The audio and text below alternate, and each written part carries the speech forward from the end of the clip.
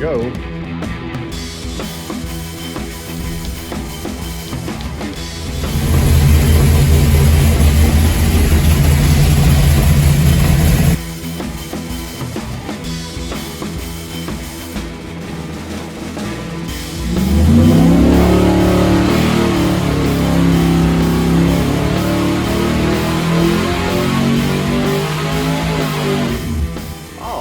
Mopar people, welcome back to the channel. I'm Justmoparjoe. My goal with this build is to make it the most relatable 440 build on YouTube for you, the viewer. Let me show you what we're working with here. This is a 1969 or late 68 HP 440 block. See it here? There's the HP shining through. I did a painting video on this with a KBS coating. So if you see a little bit of this kind of discoloration, that's from where the metal etch was. Here's our 440. It is bored 40 over. This was a car block. It is going in a 1969 RT SE 440 Charger. So it'll be in a show car. But the owner of this engine wants to make great power with it, but we're going to do it kind of the old school way, or bring old school and new school together. Here's a crankshaft. So it's been turned 10 and 10 by our E&D machine, Ed's machine on YouTube. Machined all of our parts for us. So you can hear that. Nice forged crank, turned 10 and 10. He just repolished it, ready to go in. Here's our Icon forged flat top pistons and our reconditioned connecting rods. These are the LY rod. A lot of guys actually prefer them over the 6-pack rod because they are much, much lighter. Not saying there's anything wrong with 6-pack rods, but these have been reconditioned, got ARP bolts in them. They're ready to go. We got ARP main bolts, King main bearings. I believe we have Cleveite rod bearings. I'll show you that later. But what we're doing with this is I'm going to get the crank dropped in it, check the clearance on the mains, probably put in the bottom half of that rear main seal. Our camshaft is a hydraulic roller. It's a custom grind by Erson, so I'll have that in the next video so I can get our cam in next time and get it degreed. But I want to get the crank in today. I got it cleaned up already. All the other rods and stuff are wrapped up over here nicely because they were transported just like this. They are press pin rods, and that's what we wanted for this. Part of that was the rods themselves didn't have to be bushed, so that was a little savings. But also, this is a legit street car and show car, so for the majority of its life, it is never going to be raced or any of that stuff. But the bonus deal for this is that this 440 build is going on the dyno. So we'll get to see what it actually does, just like my 400 build. So it got a lot of the same stuff. The 400 had KB hypereutectic pistons and a cast crank. So this is kind of an upgrade, obviously, and this is a 440. The cherry on top, or two cherries rather, this block has been blueprinted at Ed's machine. I have a video on his process of doing that, in which the cylinders themselves are actually recentered in the bores in relationship to the crankshaft. So his machine actually does that for you, and it gives you kind of like a more truer running engine. We have hydraulic roller Gatorman lifters to go with the Erson camshaft. And the other cherry, this engine has been, the total assembly has been balanced as well. You can see the drillings here in the crank. Everything balanced together, and it's also getting Trickflow 240 CNC ported heads. So I'll have the heads here pretty soon for it. They'll be in. I can get the top end put on this thing. Another thing we're going to use is this beautiful AED HO modified series carburetor. So that's going all on top. We've got a torquer intake, I believe, because he's got to fit this under the hood of his 69 Charger. All this stuff's adding up. We want to know what it's going to make later, but more importantly, I want to show you the process. So if you want to check out the machine work, it's on Ed's machine YouTube channel. He shows some of that stuff. And the build itself, I'm going to try to take you step by step through it and show you what I'm doing here. It's pretty straightforward because we're using a lot of the stock style parts, and that's nice. This crank is plenty good at 600 horsepower. People have done it for years and years and years and years. The rods themselves, same thing.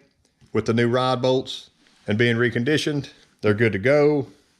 We're not overbuilding the engine, but it has really nice machine work, and it's going to have some nice assembly that will kind of make it next level. So if you're following along at home, I appreciate it. This should be a fairly successful build for us. I'm looking forward to it, and hopefully y'all keep following along. So let's flip it over finally and put some main bearings in.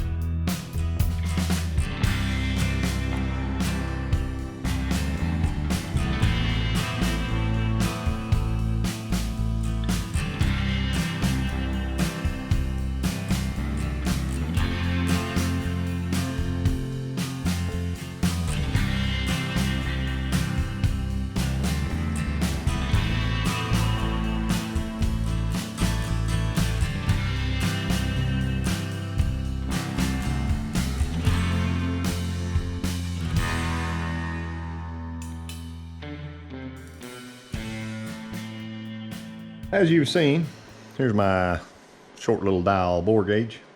Anytime tools. It works pretty good. And that's 1/1000th increments, so I've got 3 bearings in. They're all torqued. And you notice I did 3 because I can't really reach to get into the other very well. So if I'm starting outside, I'll try to do it. And I'll zoom in for my at-home machinists and builders who are following along here. Just barely inside or on the mark itself. 2.5, 2.4 if you want to call it that. Here is the rear main seal we're using. It is a Felpro 91020-1. This is a Viton, however you'd like to say it. And of course I'm putting the lip towards the front. I'm gonna get it slid in with a little bit of sealant behind it. That's how I like to do it. I've shown that in another video if you want to check it out. It is in the 413 build series. But I'll get that slid in and we can drop our crank. Main's looking wonderful and we'll have her built up soon. You may have noticed in the beginning of this video I was mixing up my 50/50 Lucas concoction. I like to use that for assembly lube. It stays there. I don't like to use the straight Lucas because it doesn't actually lube as well as mixing it with oil. And I do want it to have some lube, but I want it to have something that'll stay there. I've also liked the Lucas, the actual Lucas engine assembly lube is pretty good too, but to me it's thicker than this is, and it doesn't give you that nice spin on the crank. There we go. Get the thrust surfaces front and rear. And I'm trying to keep it off the parting lines. I know it'll compress out of there anyway, but some people have a theory about it, so to please everyone, which is hard to do, I'll keep it off there. There we go. And I put some of my Goodson assembly gel on this rear seal. I like to leave my parting lines even with the block. I've never had an issue with that. A lot of people like to offset them and all that. You do you, man. Big iron coming in. Don't mess this up. Slow and steady. There we go. Just like that. I'll give her a little spin. Get everything acclimated. That feels nice. Crank's polished up beautifully. I'm going to check my journal sizes here in a minute. I will mic those. But right now I can lube up my top sides, stick my caps on, a little torque this dude down. Center thrust bearing is in. I've only got it torqued to about 25 foot-pounds. There's my hammer. I'm going to give us a light tap on the front. Light on the back. Our thrust is set.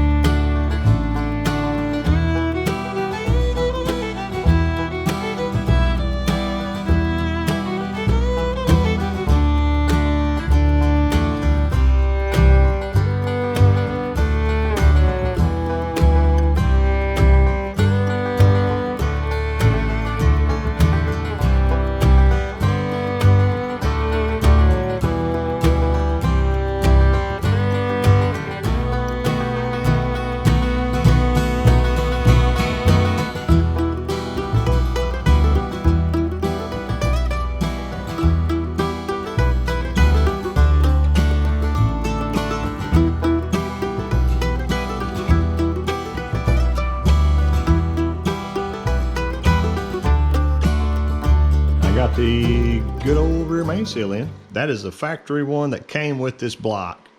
And I like using the stuff that came with the same block. It's been in this block a million years. It's worked great. You see my blue seals on the sides. This one's up, rode up a little bit high there. See my amount of squish right there on the bottom of that, where that part is in the crank. There we go. Yep, I had some gasket sealant come out there. I always put a little bit on the bottom as well on the sides. So both sides of that blue gasket got some. Same thing here. I can roll it all the way around. I got my razor blade. I like to trim that off just like that. Nice and flush with the block. I can trim this one too. But if you're worried about that little piece there sticking up, sometimes I like to go ahead and just fill this whole dude in right here with RTV. And a lot of people cry and moan about that and say, well, you're wasting RTV and whatever. But if that prevented a leak and you didn't have to pull this back out of your car or your 69 Charger RT SE, did not have a little tiny drop of oil under it, I would insure it right there with just a little bit of RTV. Same thing with these bolt heads here. I'm going to fill those in before I put the gasket on. But our crankshaft is in, and it is wonderful. It is everything I could want in a 440 crank. I'm kind of jealous that this is not my engine actually, because it's pretty legit. You can see how nice our crank journals look on the rods there. Fully balanced. I think this is probably one of the most relatable 440 build that you're going to see, because it's using both the stock bottom end stuff and it's using upgraded aftermarket parts that are far superior. Because I mean, one of the major downfalls with the big block Mopar was head flow. So that's why a lot of guys like the Hemi. But now they've got the head flow with Trickflow stuff and other cylinder heads, aftermarket. It's going to make some power. So hopefully you come along for the rest of this journey, and next time I'm going to get the cam stuck in, we can get it degreed, and we'll see what our piston deck height is, or compression height. I'll catch you next time.